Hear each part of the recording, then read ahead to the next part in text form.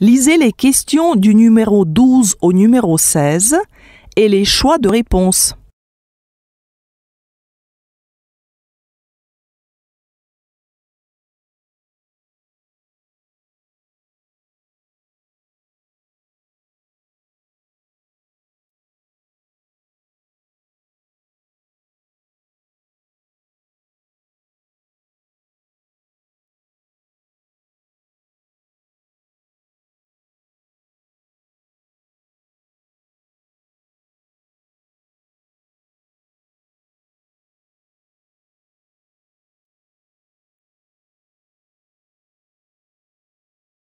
Écoutez le document numéro 12 la première fois et choisissez les bonnes réponses. France Info.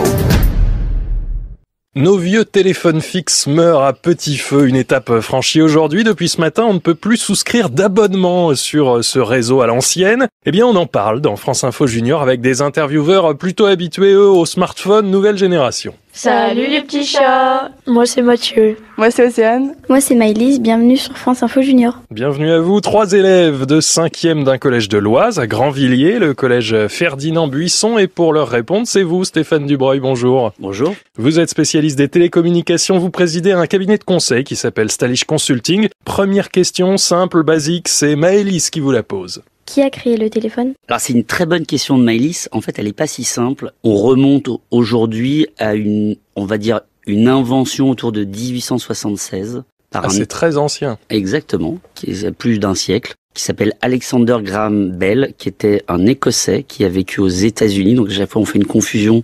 On dit c'est un Américain, mais en fait c'est un Européen, c'est un Anglais pour être précis, un Écossais, exactement, pardon. Et il a dû inventer 2 téléphones pour que ça fonctionne. Exactement, parce qu'en fait un téléphone, la fonction c'est de transmettre la voix sur un fil électrique et on a un écouteur pour recevoir la voix en retour.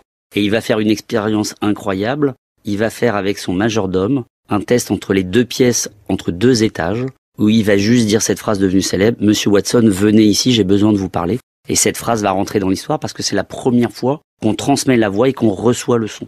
Maëlys encore. Quelle était la première marque de téléphone qui a été créée? Il n'avait pas sa propre entreprise, ce monsieur Bell. Alors si, parce qu'en fait Bell, il a une première intelligence, c'est qu'il va déposer un brevet. 1876, il va créer la Graham Bell Company. Et donc le premier téléphone fixe s'appelle Bell, de son nom. Par contre, dans le mobile, parce qu'en fait c'est certainement ça que veut savoir Maëlys, c'est 1983 et c'est Motorola, une marque qui existe encore aujourd'hui. Mathieu maintenant. Est-ce que les vieux téléphones, on pouvait les emmener dehors et tout? Alors c'est une très bonne question parce qu'en fait, les premiers téléphones, en fait, avaient ce qu'on appelle un fil à la patte. Ils étaient associés, en fait, à un lieu géographique, donc généralement une maison. Aujourd'hui, le mobile a coupé ce lien et donc effectivement, au départ, on parlait de transportable, puis après on a parlé de portable et on parle de mobile. Parce qu'en fait, on a coupé ce fil à la patte. Vous pouvez l'emmener n'importe où et quand vous voulez. Donc c'est un problème de fil, mais pas un problème de poids, par exemple. Le téléphone de Graham Bell, il fallait pas un tractopelle pour le transporter. Alors c'est une très bonne question. Effectivement, les premiers téléphones faisaient plusieurs kilos, avaient des batteries, ils n'avaient quasiment pas de batterie. Je rappelle, le premier portable doit faire quasiment 1 kilo. Il faut 10 heures pour le recharger, il tient à peine 60 minutes. Et il est gros, enfin il est très très gros. Bon, Maëlys à nouveau. C'est à partir de quelle année que les premiers jeux sur les téléphones ils ont apparu? C'est assez récent en fait, puisqu'en fait je rappelle, le téléphone fixe, il y avait juste un clavier pour composer un numéro. Le premier jeu, il remonte à 1994. Le vrai jeu qui va devenir un succès planétaire, c'est Nokia qui va le lancer, s'appelle Snake. C'était un serpent. Il fallait absolument que le serpent traverse tout l'écran sans se mordre la queue parce que le serpent grandissait au fur et à mesure. Merci Stéphane Dubreuil.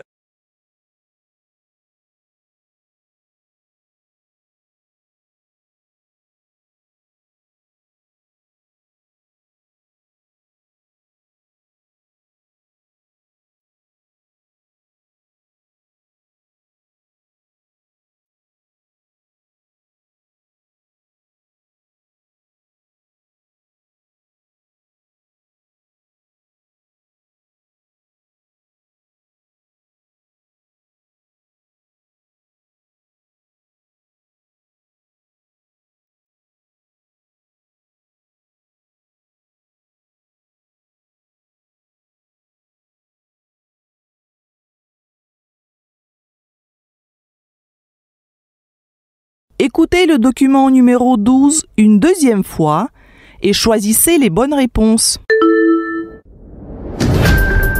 France Info.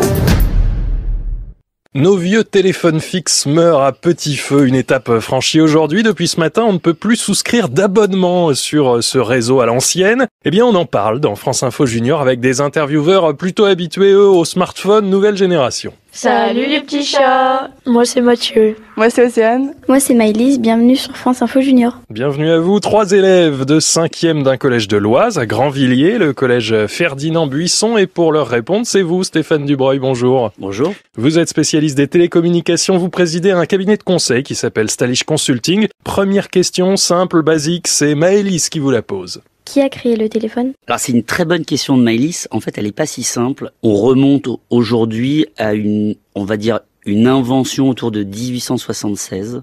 C'est très ancien. Exactement, qui est plus d'un siècle, qui s'appelle Alexander Graham Bell, qui était un Écossais qui a vécu aux États-Unis. Donc à chaque fois on fait une confusion. On dit c'est un Américain, mais en fait c'est un Européen, c'est un Anglais pour être précis, un Écossais, exactement, pardon. Et il a dû inventer 2 téléphones pour que ça fonctionne. Exactement, parce qu'en fait un téléphone, la fonction c'est de transmettre la voix sur un fil électrique et on a un écouteur pour recevoir la voix en retour. Et il va faire une expérience incroyable, il va faire avec son majordome un test entre les 2 pièces, entre 2 étages, où il va juste dire cette phrase devenue célèbre, Monsieur Watson, venez ici, j'ai besoin de vous parler. Et cette phrase va rentrer dans l'histoire parce que c'est la première fois qu'on transmet la voix et qu'on reçoit le son. Maëlys encore. Quelle était la première marque de téléphone qui a été créée? Il n'avait pas sa propre entreprise, ce monsieur Bell. Alors si, parce qu'en fait Bell, il a une première intelligence et qu'il va déposer un brevet, 1876, il va créer la Graham Bell Company, et donc le premier téléphone fixe s'appelle Bell, de son nom.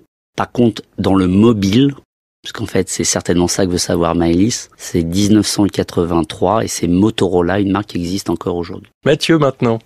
Est-ce que les vieux téléphones on pouvait les emmener dehors et tout? Alors c'est une très bonne question parce qu'en fait, les premiers téléphones en fait avaient ce qu'on appelle un fil à la patte. Ils étaient associés en fait à un lieu géographique, donc généralement une maison. Aujourd'hui, le mobile a coupé ce lien et donc effectivement, au départ on parlait de transportable, puis après on a parlé de portable et on parle de mobile parce qu'en fait on a coupé ce fil à la patte. Vous pouvez l'emmener n'importe où et quand vous voulez. Donc c'est un problème de fil mais pas un problème de poids par exemple. Le téléphone de Graham Bell, il fallait pas un tractopelle pour le transporter. Alors c'est une très bonne question. Effectivement, les premiers téléphones faisaient plusieurs kilos, avaient des batteries, ils n'avaient quasiment pas de batterie. Je rappelle, le premier portable doit faire quasiment 1 kilo. Il faut 10 heures pour le recharger, il tient à peine 60 minutes. Et il est gros, enfin il est très très gros. Bon, Maëlys à nouveau. C'est à partir de quelle année que les premiers jeux sur les téléphones ils ont apparu? C'est assez récent en fait, puisqu'en fait je rappelle, le téléphone fixe, il y avait juste un clavier pour composer un numéro. Le premier jeu, il remonte à 1994. Le vrai jeu qui va devenir un succès planétaire, c'est Nokia qui va le lancer, s'appelle Snake. C'était un serpent. Il fallait absolument que le serpent traverse tout l'écran sans se mordre la queue parce que le serpent grandissait au fur et à mesure. Merci Stéphane Dubreuil.